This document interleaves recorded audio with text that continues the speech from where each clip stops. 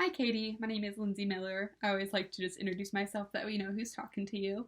I also chose Indigenous Americans for my culture group this week, for my video discussion. One of the first things you mentioned was cultural erasure, and I found it really interesting that you brought this up because when I was researching for my advocacy project, I'm doing Arabic Americans for that, but I found a TED Talk where the gentleman was talking about um, when he was in college, his professor asked him, like, why don't you just be white? And then the TED Talk went on for him to talk about don't erase me. So it was just, I found it interesting that I was just listening to that last night, and then I watched your video response this week, and that's one of the first things you mentioned. It was cultural erasure. So it's like two different cultures experiencing the same issue. But anyways, I appreciated that you were talking about the higher rate for violence against women. And then Hayes and Erford 2022 also says that Indigenous Americans are at a higher rate for partner violence as well.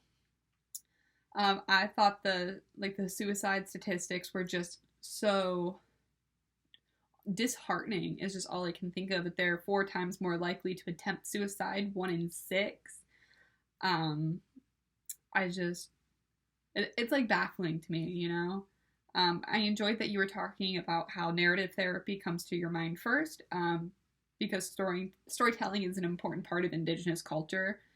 And then I liked that you included the statistics, about the success of using narrative therapy, and how they were kind of using humor to cope with their trauma. I do think that humor is a very helpful coping skill. But I also appreciated the fact, too, that you were talking about how CBT can be good for substance abuse and PTSD.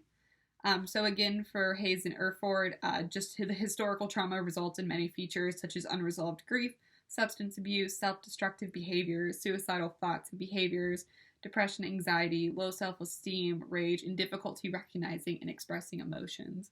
So I feel like that from our textbook kind of encapsulates most of the issues that they face, because it's talking about the rage and the difficulty being able to express, recognize, navigate their emotions. So that might explain some of the violence issues that they face.